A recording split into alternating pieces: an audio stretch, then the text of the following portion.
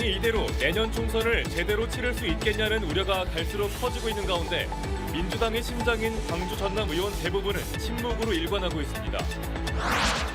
민주당 광주시당이 논란이 된 신규 당원 모집에 지지 후보를 쓰게 한 방침을 철회했습니다. 국민의 기본권인 비밀선거 원칙과 정치적 자유를 위반한다는 비판에 결국 백기를 들었습니다.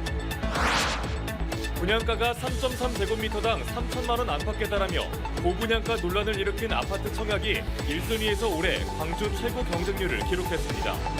실제 계약까지 이뤄질지가 관심을 끄는 가운데 지역 부동산 시장에 미칠 영향도 관심입니다. 목포시와 신안군이 지역 소멸위기 극복을 위한 통합의 첫 발을 내딛었습니다. 두 시군이 통합 효과 분석을 위한 용역을 시작하면서 추진이 본격화될 전망입니다. 여러분 안녕하십니까? KBC 8시 뉴스입니다. 혁신기구의 첫 단추부터 잘못 끼운 더불어민주당이 이재명 대표 책임론과 사퇴설로 경랑에 휩싸였습니다. 이대로 내년 총선을 치를 수 있겠냐는 우려가 갈수록 커지고 있는 상황인데요. 이런 가운데 가장 개혁적이어야 할 민주당의 심장인 광주 전남 의원들은 침묵으로 일관하고 있어 보신주의와 정치적 존재감이 없다는 비판이 제기되고 있습니다. 이상환 기자입니다. 전당대회 돈봉투 사건, 김남국 의원 코인 논란, 여기에 지명된 이대경 혁신위원장의 9시간 만에 사퇴, 민주당 지도부를 향한 불신으로 민주당의 텃밭인 호남 민심마저 요동치고 있는 상황인데도 송갑석 의원 등 일부 의원을 제외한 광주 전남 대다수 의원들은 침묵으로 일관하고 있습니다. 지역 국회의원들은 침묵의 이유로 분열에 대한 우려 때문이라고 해명했습니다. A 의원은 정부와 여당에 대응하기 위해 무엇보다 단합이 중요한데 공식 입장을 통한 비판이 자칫 분열을 초래할 수 있다는 입장입니다. B 의원은 당 쇄신은 필요하지만 이재명 대표 사퇴로는 옳지 않다며 이 대표에 대한 공격은 내년 총선을 위한 일부의 의도적 발언이라고 말했습니다. 광주 전남 의원들이 침묵하는 또 다른 이유로는 이낙연 전 대표의 귀국 임박도 꼽힙니다. 친이낙연계 의원으로 꼽히는 C 의원은 오는 24일 이 전 대표의 귀국을 앞두고 이재명 지도부를 비판하는 것이 오해와 갈등을 야기할 수 있다고 전했습니다. 하지만 이대로 가다가 수도권과 중도층 민심을 잃고 내년 총선에서 패배할 수 있다는 우려가 민주당의 핵심 기반인 호남에서조차 확산되는 상황. 당의 최대 위기 상황에 침묵하고 있는 지역 의원들. 정치적 선택일 수도 있지만 위기 상황에 호남 의원들의 존재감이 보이지 않는다는 비판에 변명의 여지는 없어 보입니다. KBC 이상환입니다. 민주당 광주광역시당이 논란이 된 신규 당원 모집에 지지 후보를 쓰게 한 방침을 결국 철회했습니다. 광주시당은 당원 모집 과정에서 탈법과 위법을 막기 위한 조치였다고 해명해왔지만 지역위원장을 맡고 있는 현역 국회의원에게 절대적으로 유리하다는 비판이 제기된 지 일주일 만에 백기를 들었습니다. 이형길 기자입니다. 신규 입당원서 대리 접수 시 지지 후보를 명시하는 것은 국민의 기본권인 비밀선거의 원칙과 정치적 자유를 위반한다는 비판이 컸습니다. 처음 문제 제기를 한 광주 전남 정치개혁연대 소속 입지자 2명뿐 아니라 민주당 소속으로 출마할 입지자 7명도 뜻을 함께하기로 하는 등 논란은 갈수록 확산됐습니다. 더불어민주당이 광주에서 계속 민심을 잃어가고 있는 건데 이런 모습 때문에 잃어가고 있다고 생각을 합니다.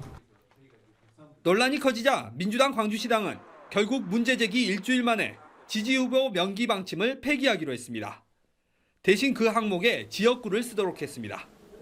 이와 함께 중앙당 지침에 맞춰 1인당 하루 100명 이내의 대리 접수만 가능케 하고 접수 기간도 7월 14일로 보름가량 단축했습니다. 광주시당 관계자는 제출 후보 명기는 책임 있는 당원 모집을 위한 조치였다고 해명하고 앞으로 대리 접수자를 대상으로 위법과 탈법이 발생될 경우 엄정 대응하겠다고 말했습니다. 호남에서의 민주당 독점 구도로 공천이 곧 당선인 상황. 총선이 다가올수록 민주당 공천을 둘러싼 논란과 잡음은 더 커질 수밖에 없는 상황에서 민주당 광주시당의 역할이 더 중요해지고 있습니다. KBC 이영길입니다. 분양가가 3.3제곱미터당 3천만 원 안팎에 달하며 고분양가 논란을 일으킨 옛 호남대 쌍촌 캠퍼스 부지 아파트가 1순위 청약에서 올해 광주 지역 최고 경쟁률을 기록했습니다. 일부 타입의 경우에는 40대 1의 경쟁률을 보이기도 했는데요. 실제 계약까지 이뤄질 경우 지역 부동산 시장에 적지 않은 영향을 미칠 것으로 보입니다. 정경원 기자입니다. 옛 호남대 쌍촌 캠퍼스 부지에 들어서는 아파트 단지 1순위 일반 분양 청약 결과 통장 8,000개가 몰렸습니다. 특히 분양가가 9억 원 안팎인 옛 32평형 84A 타입은 39.5대 1의 높은 경쟁률을 보였습니다. 다른 84제곱미터 타입과 대형 평형 일부도 1순위에서 청약 접수가 마감됐습니다. 3.3제곱미터당 분양가가 3천만 원에 이르며 벌어진 고분양가 논란이 무색한 결과입니다. 여유 자금이 있으신 분들이 좀 새로운 아파트로 이전하고자 하는 그런 수요가 좀 맞아떨어진 것 같고요. 또 하나는 또 이제 불황이라든가 침체된 상황에서도 그래도 고급 주거나 또 고급을 찾는 이제 관심은 계약률입니다.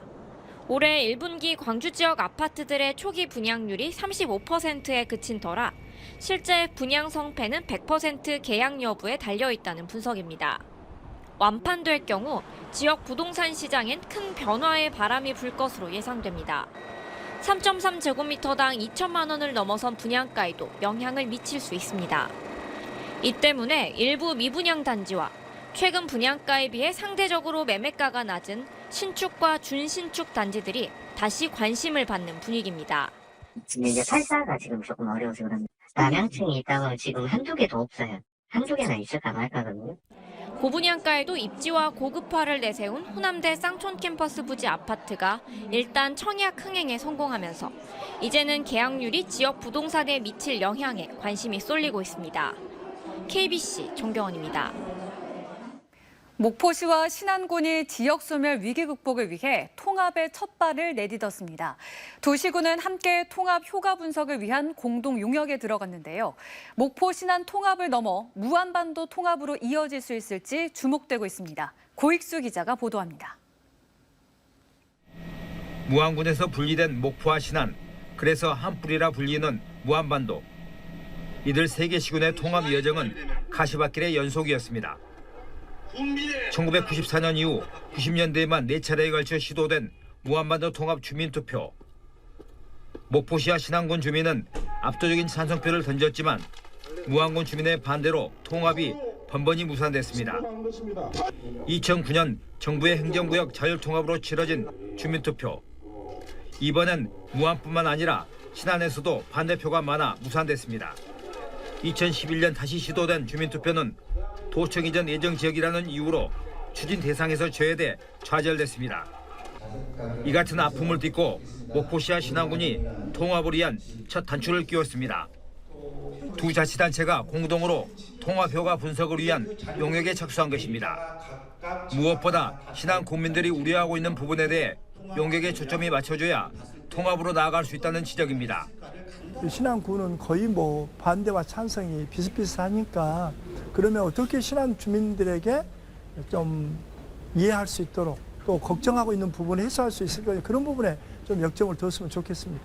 주민들이 실생활에서 통합 효과를 체감할 수 있는 다양한 상생과제를 발굴해서 관광통합, 경제통합, 행정통합이 꼭 이루어져야 되겠다는 목포 신안 통합 추진위원회도 두 지역 주민들의 공감대를 담아낼 용역 결과를 기대하며 통합 분위기를 조성해 나간다는 구상입니다.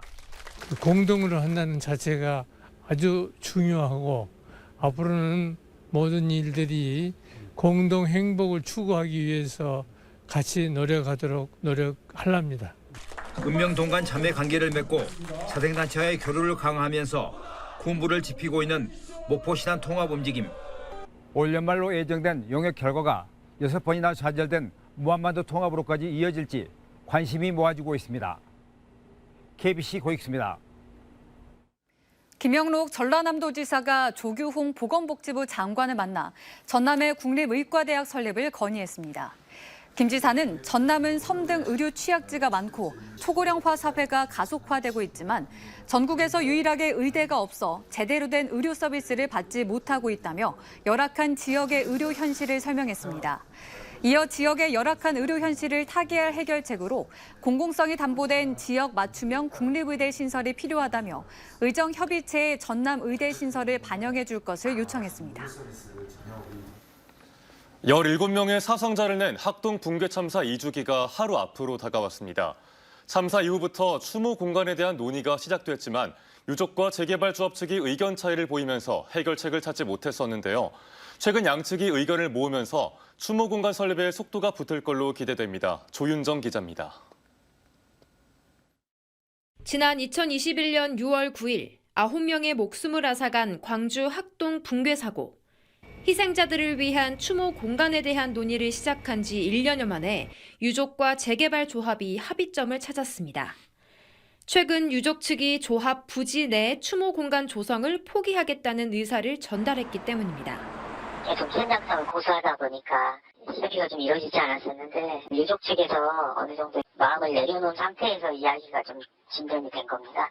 광주시와 동구청, 유족, 시민단체 등으로 구성된 협의체는 버스 정류장 앞에 조형물을 설치하기로 했습니다. 또 부지 밖 별도의 공간에 추모 공간을 마련하는 방안에 대해서도 논의하고 있습니다.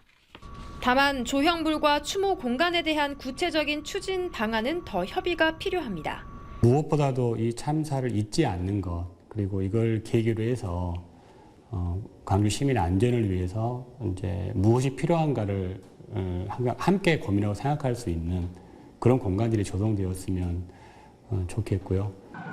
한편 내일 오후 4시 20분에는 사고 현장 인근에서 학동 참사 2주기 추모식이 열릴 예정입니다. KBC 조윤정입니다. 여수시가 불법 호객행위 근절을 위해 설치한 CCTV가 2주째 먹통인 걸로 드러나 말썽을 빚고 있습니다.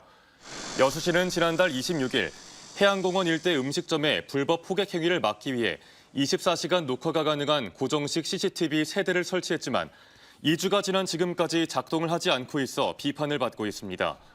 여수시는 KT 회선 문제로 CCTV 모니터링이 이루어지지 않고 있다며 조만간 해결하겠다고 밝혔습니다.